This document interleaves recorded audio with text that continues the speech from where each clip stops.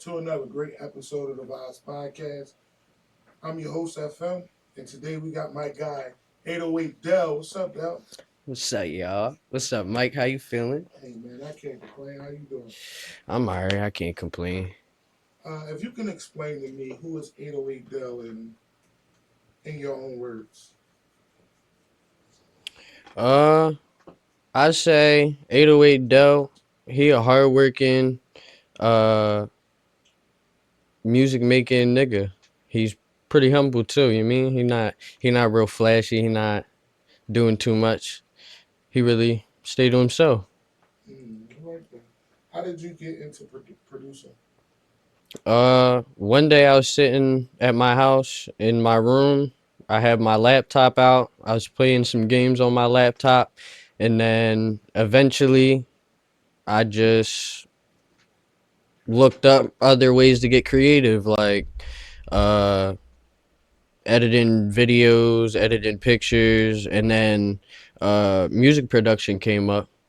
Um, then I got into that, but it wasn't too heavy until I was 16. I was trying stay out the streets more. You mean? But yeah. That's an early age to like stay out of the streets. Like, what motivated you to want to really get out of the streets? Um, just being able to do and go where I went, just having the freedom to uh just be able to go out. I didn't really want to be in the streets a lot. Did you is can you say that's what actually made you take this serious? Um, nah, what really made me take it serious was my best friend Jacob. He told me after he heard my one of my beats I was making at my house, he walked in and he was like, "Yo, you made this beat?" I was like, "Yeah." And he was like, "Yo, you could really take this somewhere." And after that, I put some thought into it after a little while, and I just started getting into it more. Um, what was your first beat like? Trash. That shit was ass. I it wasn't put together right. I just had a lot of random sounds in there. Just seeing what I could do with the sounds that was just provided to me without me having to spend any money. At that time, what kind of tools were you using, like the mix and Uh, master and I use FL Studios. That's what I still use FL Studios. Shout out to them. Um, but I use them and all their stock plugins, like everything like the dog came with. Like I just was using everything that it came with. I wasn't buying anything. I wasn't doing much. when did you realize you were actually good? Uh when my other friends was listening to my beats, I noticed that they were really liking what I was putting out and what I was making. So that's what really made me get into it. Who inspired your sound early on? Uh, Murder Beats. I looked up the Murder Beats almost from the very start. Um, then he started putting out YouTube videos of him just making beats and having other artists in the studio and stuff. So I started watching his studio sessions and stuff like that. So Did you have support, or was it all you? financially I didn't have any support. But I did have a couple friends that really looked out and like put the good word out about me and stuff like that. So yeah. Basically, you was giving them free beats. Yeah, pretty much. Yeah, I was giving them free beats for a couple years actually, just to get my rep up and stuff like that. Just to be able to get artists to be like, "Oh, I want to spend money on this. I want to be able to work with this dude." Like, so yeah. Are you more feelings or no? No, I'm sorry, I jumped. What makes your beats different from everybody else's? My beat placements. Uh, the way I place my beats, I place them um like there's an intro, like a build up, and then it goes straight to the verse. And most artists do it like the original way, where it's the intro or build up straight to um the hook and then the verse. But the way I make my beats is intentionally for um a build up, then straight into the verse, then a hook, then another verse, and then a hook. Instead of a hook, then a verse, then a hook, and Yeah. then it end like that. Are you more feelings or technical when you're creating? Both. It could go either way. It all really just depends on the artist. Uh it just like an artist could want like a pain beat, and I'm not really in the mood for a pain beat, or something along them lines. Like I just those type times I'd have to be like in a mood, or like have to switch my mood or something like that. Like that's when I would really have to get in my feelings. Um what was the other other John you said in your feelings, or Oh, when you not just that. oh So you oh like being in your feelings, or are you technical when it comes to you creating? Oh yeah, it also could be technical because some like I'm starting to work with bigger artists and stuff like that, so they want stuff a certain way and stuff like that. So that's when it could get more technical too. So that's what I meant by both. How do you know when a beat is actually completed? Um, Honestly, in my eyes, a beat is never truly complete. Um, like there could be other producers that listen to it, or other artists that listen to it, that have a different sound or that could add something onto it, and it could like shift the whole dynamic or sound of the beat, and it could make it better.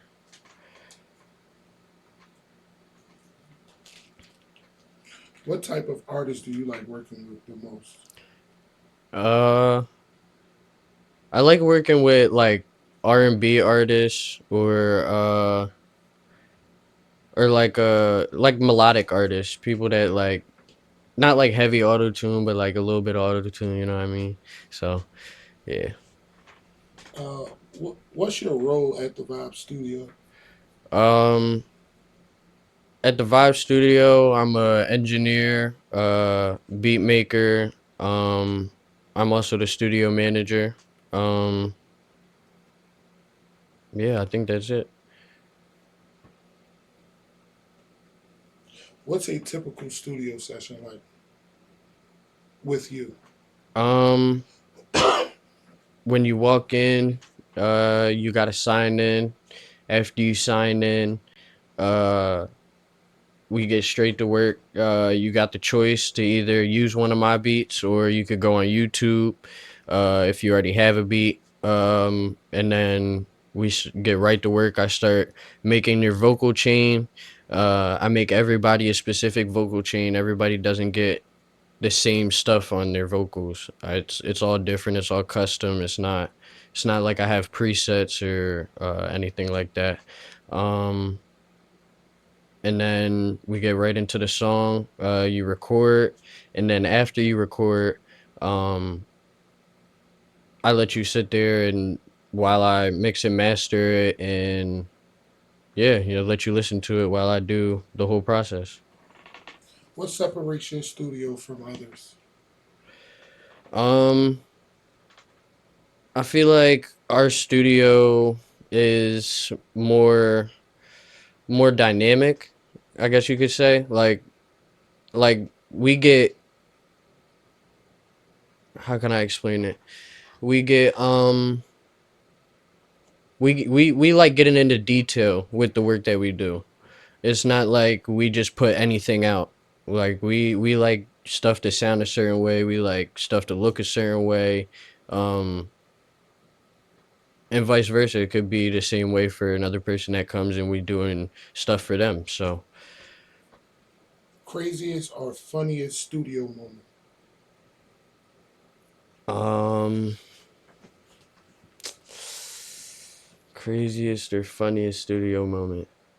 Um, well, when I was first starting, uh, my cameraman Shy, I know I shout out her. Shy Lightworks on Instagram. Go fuck with her. Um, but when I was first starting, um, I went to a hotel and it was a free session. I went there. I went there.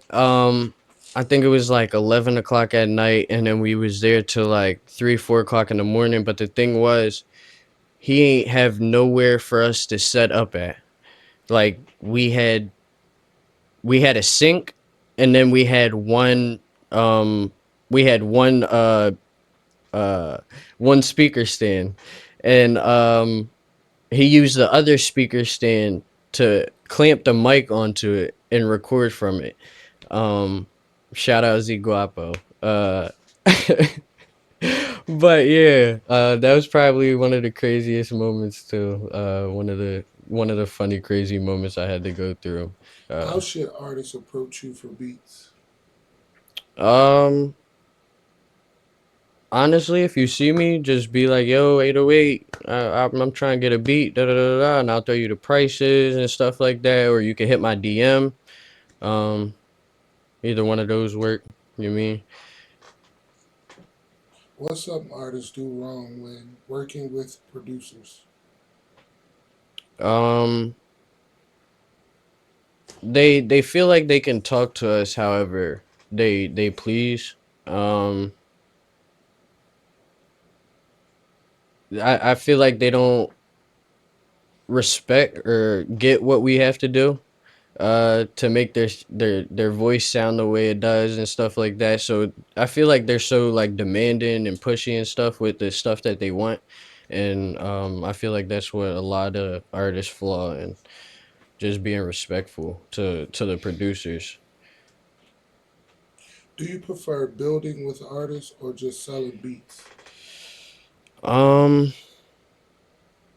Both. I like working with artists. I like meeting the different personalities. I like creating the bond and connections with them. And I also like selling beats. Like I like watching the artist reactions to my beats and what they got to say, how they can make it different and stuff like that. So yeah. What's one goal you got right now? One goal I have right now, um, get a LLC and get bigger space. I feel like those are my two main goals right now. What keeps you going when it gets slow? Um, oh, that's a good one. I feel like just knowing I'm not just doing it for the money, that I'm doing it for just the love of music. So even when there's not sessions that I'm getting paid for or any service that I'm not getting paid for, I'm still here making beats and doing other things that could potentially help us grow.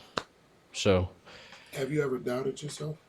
oh yeah, all the time. I've always doubted myself. There's still beats to this day that I play, and it's like other people hear it and they like, "Yo, this joint's so hard," and I'm like, "Nah, this is just another regular type of beat for me." So it's nothing. It's not really special to me, but it could be special to somebody else, and that's what I just can't get stuck into my head. So,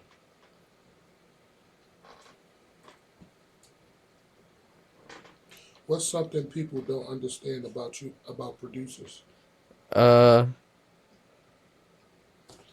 can you say it again? What's what's something people don't understand about producers? Um, that we do all the work. Mm. What Besides the songwriting and stuff, but other than that, we do everything else. what would you tell your younger self? Um,